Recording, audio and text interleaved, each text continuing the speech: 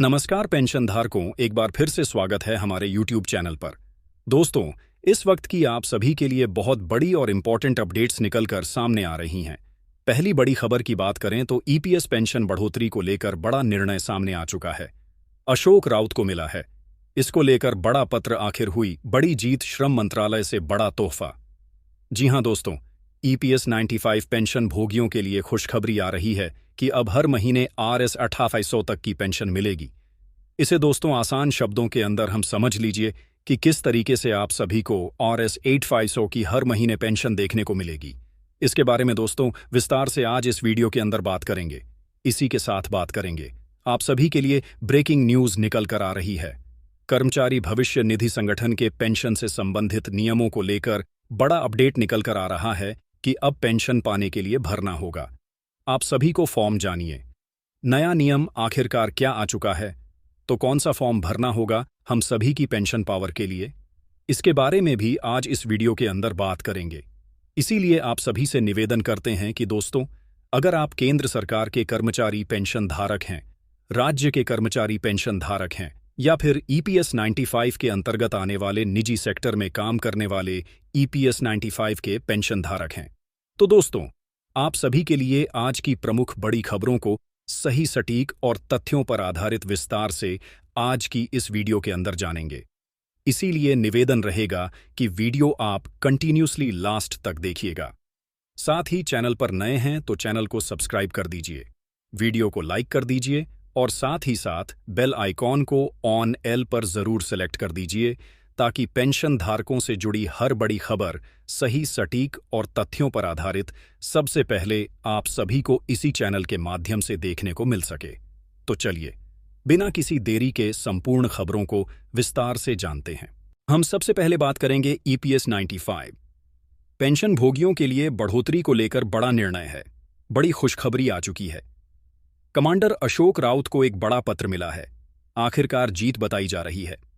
श्रम मंत्रालय से बड़ा तोहफा बताया जा रहा है कि अब हर महीने RS 10,000 तक की आप सभी को पेंशन किस तरीके से देखने को मिलेगी। चलिए, आसान भाषा के अंदर आपको इस पूरे अपडेट को समझाने की कोशिश करते हैं। कर्मचारी पेंशन योजना यानी कि ईपीएस 95 निजी कंपनियों में काम करने वाले रिटायरमेंट लोगों के लिए एक शानदार खबर आई है।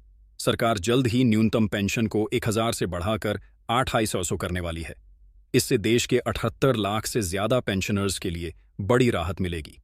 साथ ही महंगाई भत्ता यानी कि डीए भी आप सभी को मिलेगा, ताकि बढ़ती कीमतों का बोझ यहां पर ना पड़े।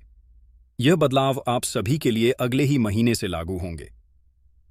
जी हां दोस्तों, ईपीएस 95 योजना एक ऐसी स्कीम है जिसे 1935 में शुरू किया गया था। यह निजी कंपनियों में काम करने वाले लोगों को रिटायरमेंट के बाद पेंशन देती है। इसमें हाल फिलहाल में जो है, पहले न्यूनतम पेंशन RSAB की थी, जो बहुत कम लग रही है, इसलिए सरकार इसे हाल फिलहाल के अंदर बढ़ाने जा रही है। पेंशन क्यों बढ़ रही है, इसको लेकर बात की जाए तो कई सालों से पेंशनर्स और यूनियन पेंशन को लेकर सन फाइन रोड और RS नाइट एंड सीयर्स व्यूअर्स करने की मांग कर रही थी। 1 जनवरी 2025 में ईपीएस 95 कमेटी ने वित्त मंत्री से मुलाकात की और पेंशन बढ़ाने की बात रखी। अब सरकार RS 2800 तक पेंशन देने पर विचार कर रही है। संसद की एक समिति ने श्रम मंत्रालय से जल्द फैसला लेने का भी आग्रह लिया है। कौन ले सकता है इसका फायदा?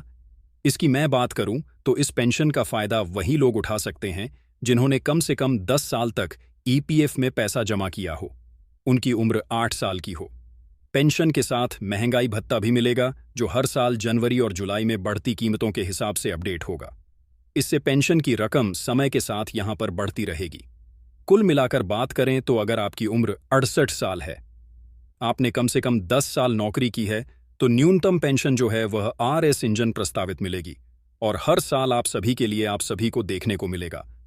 अगर आपको समय पर्सनल पेंशन लेनी है तो आपको फॉर्म भरने की आवश्यकता नहीं है अपने आप, लेकिन आपने ज्यादा अभी यहां पर एक बॉन्ड और 900 दरे लाख लोगों की फॉर्म की जांच हो रही है और सातों पोक लोग अतिरिक्त पैसा भी यहां पर जमा कर चुके हैं। तो पेंशनर्स को इसी को लेकर नई उम्मीद है।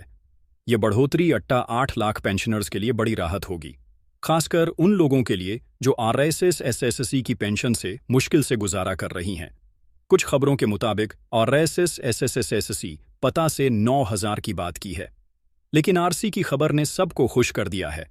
सरकार का कहना है कि इससे रिटायरमेंट लोगों के जीवन में बेहतर होगा और आत्मनिर्भर भारत का भी वह हिस्सा बन पाएंगे। तो बहुत बड़ी यह खबर आप सभी के लिए आ चुकी है कि अब नया प्रस्ताव आप सभी के लिए पेंशन बढ़ोतरी को लेकर आ चुका है, जिसमें RS 8,000 की न्यूनतम पेंशन को बढ़ाकर सीधे RS 10,000 कर दिया जाएगा। लेकिन कम से कम अगर आपने EPF के अंदर 10 साल तक योगदान किया है तो ही दोस्तों आप इस योजना का लाभ उठा पाएंगे।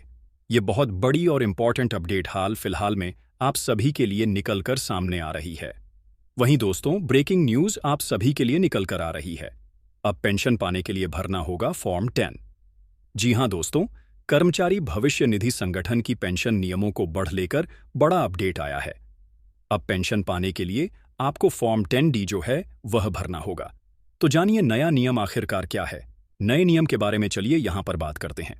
तो कर्मचारी भविष्य निधि संगठन पेंशन रूल्स में हाल फिलहाल में EPFO के द्वारा कुछ महत्वपूर्ण बदलाव किए गए हैं, जो देश के करोड़ों कर्मचारियों के लिए बेहद जरूरी है।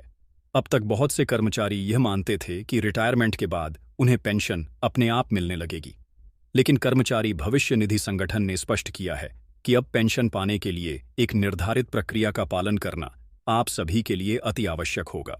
यदि आप नौकरी पैसा है, रिटायरमेंट की तैयारी कर रहे हैं या फिर PF फंड निकालने की योजना बना रही है सो है, लेकिन मासिक पेंशन का लाभ उन्हें नहीं मिलेगा।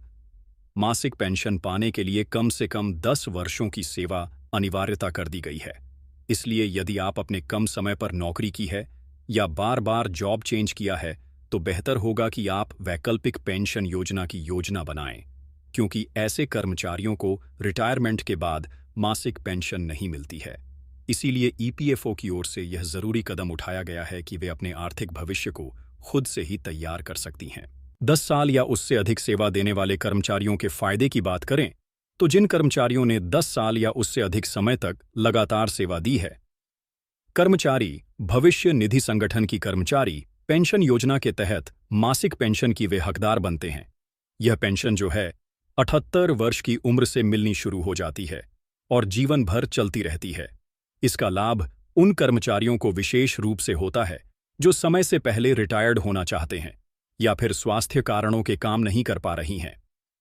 IPFO पेंशन स्कीम रूल्स के अनुसार पेंशन की राशि कर्मचारी के योगदान और नौकरी की अवधि पर निर्भर करती है।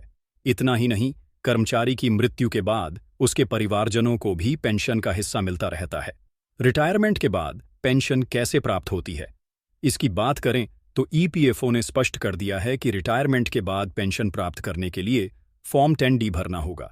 यह फॉर्म अनिवार्य कर दिया गया है।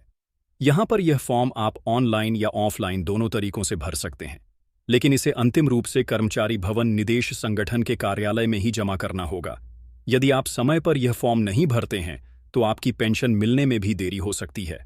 हालांकि इस दौरान आपके PF खाते में ब्याज मिलता रहेगा, इसलिए वित्तीय नुकसान तो नहीं होगा, लेकिन बेहतर यही रहेगा कि रिटायरमेंट के समय ही सारे दस्तावेज पूरे कर लिए जाएं ताकि भविष्य में किसी भी प्रकार की कोई भी रुकावट ना हो।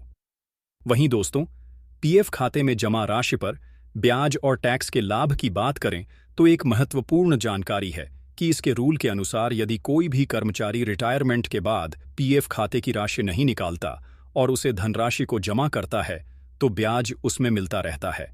सरकार की ओर से घोषित ब्याज दरें आमतौर पर सीधे बैंक FD के अंदर अधिक होती है, इसीलिए EPF खाते में मिलने वाला ब्याज टैक्स फ्री भी यहां पर आप सभी के लिए होता है। वहीं अगर आपको EPFO पेंशन रूल्स, पेंशन प्रक्रिया या फिर PF निकासी या किसी भी प्रकार की समस्या आती है तो आप अपने नज़दीकी EPFO कार्यालय से EPFO के अधिकारी आपकी समस्या का समाधान करने और मार्गदर्शन के लिए हमेशा उपलब्ध रहते हैं। इसके अलावा EPFO के आधिकारिक वेबसाइट पर हेल्पलाइन नंबर और यहां पर FQS सेक्शन मौजूद है, जहां से आप विस्तृत जानकारी प्राप्त कर सकते हैं। IPFO सभी कर्मचारियों को सलाह देता है कि वे अपने अधिकारों के लाभों को पूरी तरीके से समय रहते लें, सही समय पर आवेदन करें। कुल मिलाकर बात करें तो EPFO के नए नियम के हुए बदलाव आपको सीधे तौर पर प्रभावित करेंगे। यदि आप 10 साल से कम या अधिक से बच चुके हैं तो आपके यहां पर जो है अनुसार पेंशन योजना को समझना होगा, फॉर्मेलिटीज पूरी करनी होगी। सही समय पर लिया गया निर्णय आपके रिटायरमेंट को सुरक्षित और तनाव मुक्त भी बना सकता है। धन्यवाद।